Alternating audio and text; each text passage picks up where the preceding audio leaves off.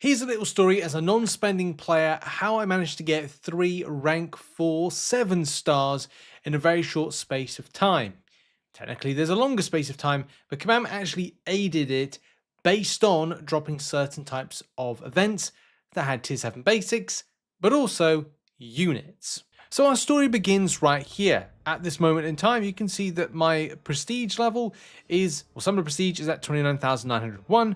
Of course, relics, that's a very different case of affairs, which, look, I don't really have a huge amount of interest in relics. I will do, but from the champion standpoint, these are my top or lead champions based off their current rank. You can see I only have 2 rank 4 7-star champions. And over the last month or two, Kabam have dropped some kind of events. Very much so this month with the Dark Phoenix Showcase has allowed little bits of tier 7 basics to be farmed from the various events that Kabam put out.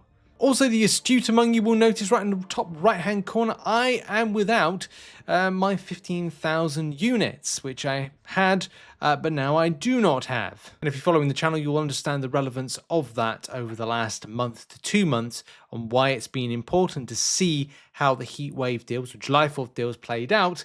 And it looked like it played out to exactly what I said. Not completely, because I did get some elements wrong, but the key element was free-to-play players were ultimately ripped off when it comes to accessing Valiant players tier 7 basics, yes, but rank 4 7-star materials. So even if I had 15,000 units to spend, there is no guarantee that I would have been able to get the rank 4 7-star materials possible in order to, well, make a difference. I think we're even, like, I thought this was about 20,000 units plus, I think it was, like, you would have to go through tier 1 as a Valiant player, tier 2, and then you'd only get half, a little bit more than half of a tier 7 basic. Tier 3, that puts you up to a price point of 11,000 units or over 11,000 units. You then would have to buy the tier 4 bundle in order to reset you back again. So that again puts like a hefty weight. You're up to like 17, close to 18, or maybe 18,000 units. Back down again, you're spending a further 750, a further 3,000. And then at that point, you have to say, how much closer am I to getting another bit of rank 4 7-star materials? And we're going definitely into 20 odd thousand, meaning that and the plan that I had all along was to hold for this deal here. It is 15,000 units. And it became a point of I need to be able to focus on this to get more rank 4 7-stars. As a non-spending player, you have to be so savvy, or if you don't have that, understand that word savvy, you have to be very understanding of what changes with values of things, but also where the metas are, where bigger accounts are. Like, I will not be able to compete with a high spending account, not on your Nelly. But I might be able to have a chance to at least remain somewhat competitive by having more rank 4 7-stars by utilizing units that I've farmed in a given amount of days. And as much as Kabam put out a mode that hasn't really impressed a lot of players, I must admit the Shatter mode did give an opportunity to grab a chunk of units, and I've still got more to grab, but also Kabam giving out these double track events, which gives units, and quite recently we picked up 260, I think it was. 260, so that was nice. All of that helped out, get the units, but also I have found a bit more time. I stressed myself out doing it, but I found myself some more time to do Arena. Now, I will be after getting back into Arena for Cyber Weekend deals and the Banquet event, but I think this is very important if you've got a plan in motion of what you want to achieve to improve stuff in MCOC. Even though it might not seem like there's people out there, but there are still prominent or proactive non-spending players like myself that want to be somewhat competitive and do some really tricky areas. I still want to do Wheel of Fate at some point, but I'm definitely not doing it while Kabam is kind of giving us this kind of screw job when it comes to specific champions or specific rarity, and the ability to RNG versus selection being somewhat of a bit of a moot point. I just don't like that approach from Kabam, and Kabam have been a bit sketchy this year. So without further ado, let's go over what I did in order to achieve 3 rank 4 7 stars in a very short space of time. First of all, I did some content. That's basically it. That's the video. Bye bye, everybody.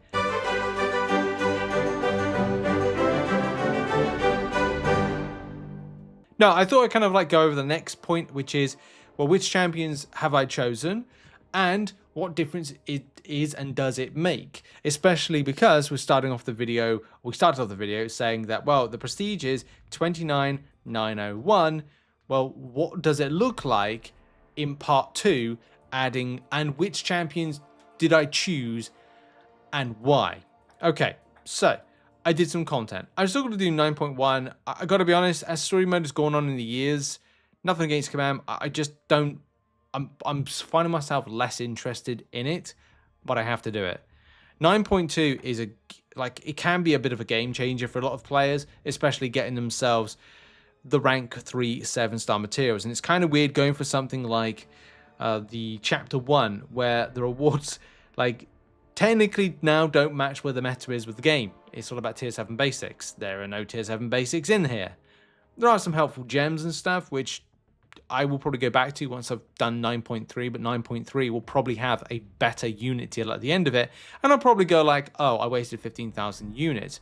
Maybe I did, maybe I didn't, but we can't exactly say, oh, back about a month ago, well, it's MCOC. I don't know why there's no rhyme or reason to Kabam. But a month ago, we were talking about how it was a bit of a rip-off to get rank 4 7-star materials if you're a non-spending player trying to catch up with everybody else. You'd have to have a load of units first and foremost for this, right?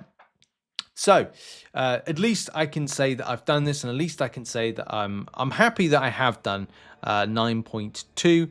The Lotan fight, which I'm probably throwing footage up right now of the experience.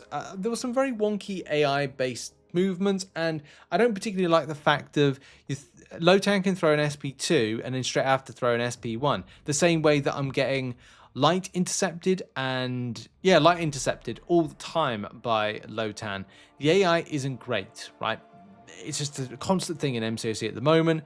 It's something that I really want Kabam to get done and looked into. They even said, I think it was early this year about it, and we haven't heard anything since. Nothing concrete. They might be working on it, but it definitely was a disappointment to see some really bad AI for this. And it does give me this bad taste in the mouth of what the future is with any new endgame piece of content and content in general, when the developer hasn't addressed one of the big problems in MCOC at the moment. Anyway, I did get a few dropped inputs, but maybe it's just the age of the device being 4 years old. However, still fun enough content. It's just where did Kabam go next with ideas with these bosses, because literally everything is going to be just played out ridiculously. Anyway, with content completed, I can now open up this crystal and hope that I get something good from it. If I get a skill, then I definitely know where that's going. If it's some of the other champion classes, I'm a bit unsure. If it's tech, that's an interesting proposition, and Mystic could be quite good. So everything really works. I've got champions ready for this. I'll tell you what, I was not expecting to get Science one, but it does mean that that'll likely go to a very likely candidate, which I think we can all guess. So we're over into the champion section, and yes, you did guess right.